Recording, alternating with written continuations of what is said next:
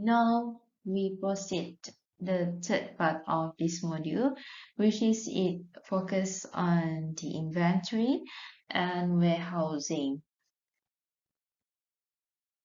Okay, in managing the inventory, usually the practitioners always look into the basic approaches, which are that we look into before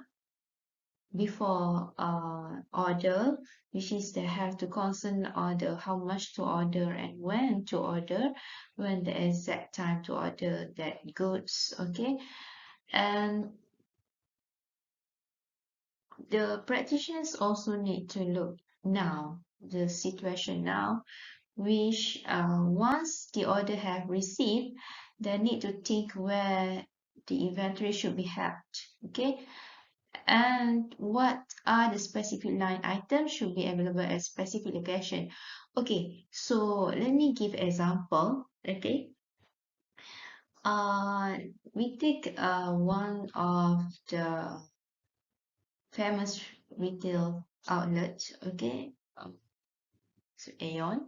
Okay, so uh Aeon at the groceries department, they need to think how much to order, let's say, garlic. Okay, they need to think how much to order garlic, let's say, uh, next 2-3 months there will be festive season or there will be a Ramadan. So, the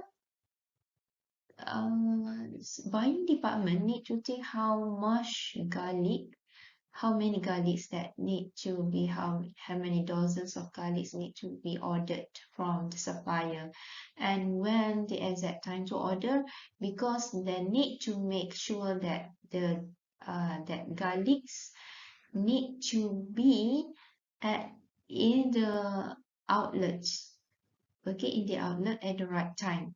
Okay, so once garlic have reached the outlet, stock of garlic, dozen of garlic stock reach the outlet, they need to be think where the inventory should be held. Okay, usually Aeon have their own distribution center, so uh usually the let's say that I mentioned example just now garlic, so they need to think where they need to put garlic.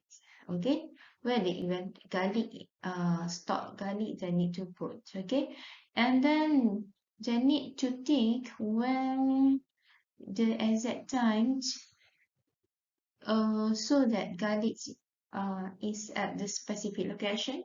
Let's say the distribution center in Milan, they need to distribute all the garlic inventory to the outlets of Aeon outlet.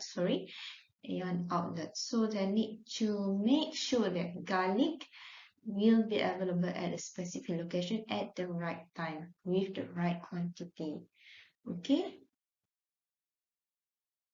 Next things that to need to be considered by the buying department in any organization, then need to look into dependent and independent demand. Okay, independent demand means the demand is unrelated to the demand of other products, of other items. While the dependent the demand for product A is related with the product B. Okay, so they need to look into these matters. So right, the dependent and the independent demand, and then next one then needs to also look into the customers order. Okay, customers orders mean either the customers others relies on the customer's order to move products through a logistics system, or sometimes most of the inventory replenishment techniques, okay, in anticipation of demand. Besides the buying department also needs to look into the certainty. Certainty means that they have to order in the fixed order quantity, or they need to order in a reorder point. Reorder point means how many minimum stock levels to be in order to determine when to reorder the fixed quantity. It goes to warehousing.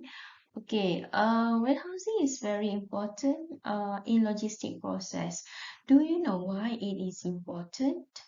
Okay, before we answer that question, I want to highlight that warehousing is referring to part of a logistic system that store products, raw materials, parts, goods in process, or finished good at and between it happens in between points of origin and point of consumption, and usually uh,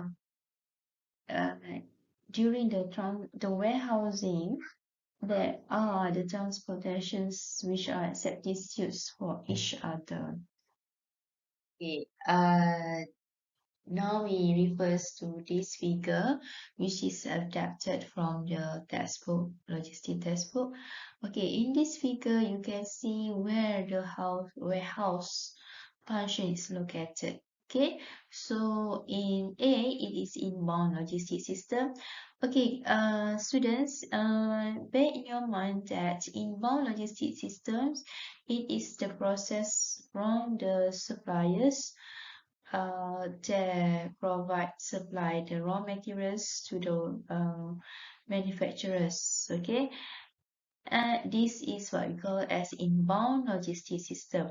Whereas outbound logistic system is quite different with the inbound logistic system, where the outbound logistic system is starting from the manufacturers goes to the end user, to the customer. But the important thing now, we want to discuss role of warehouse. If you see in the inbound as well as in the outbound logistics system, there are warehouse. There are warehousing functions. Okay, so it shows how important the warehousing activities in the logistic process. It likes a backbone to the logistic process. Okay, because either inbound logistic process or outbound logistics process, it needs warehousing. Okay,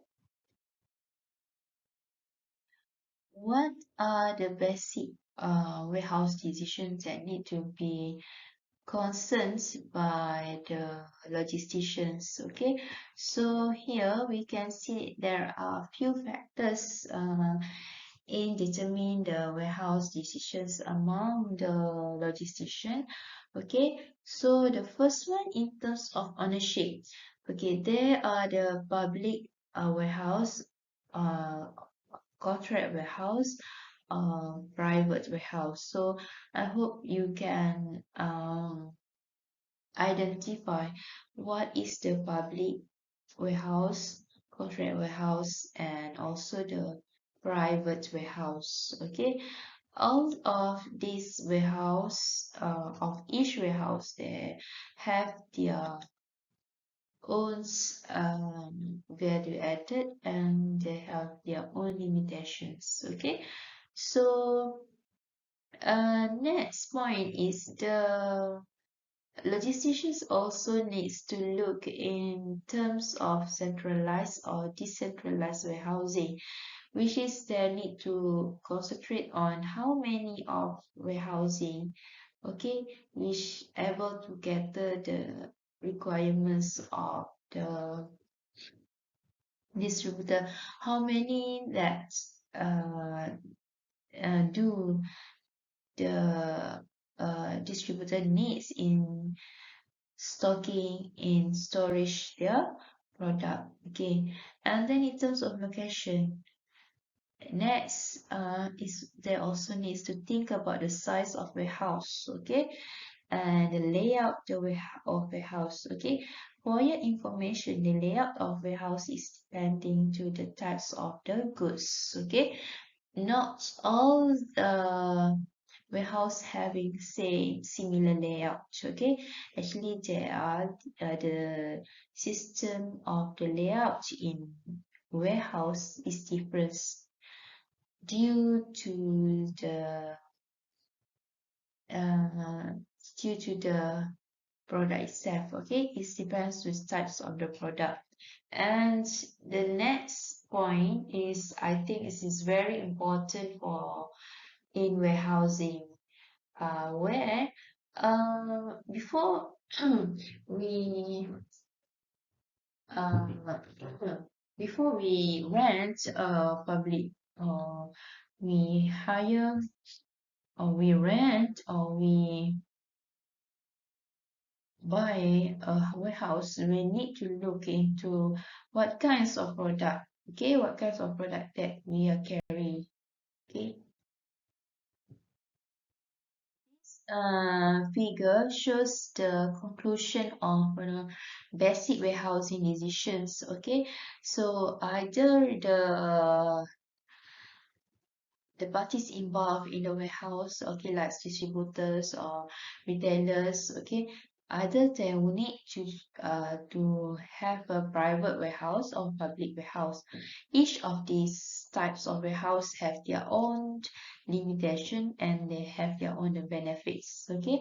And in terms of how many, is it they need a centralized warehouse or decentralized warehouse, and what kind, in terms of what kind of products that they have to store, okay, they have to storage, okay, in terms of layout, in terms of location and size of the warehouse. So these figures is actually have sum up what are the criteria needs to be considered in determining the right warehousing to storage, to store the goods. Okay,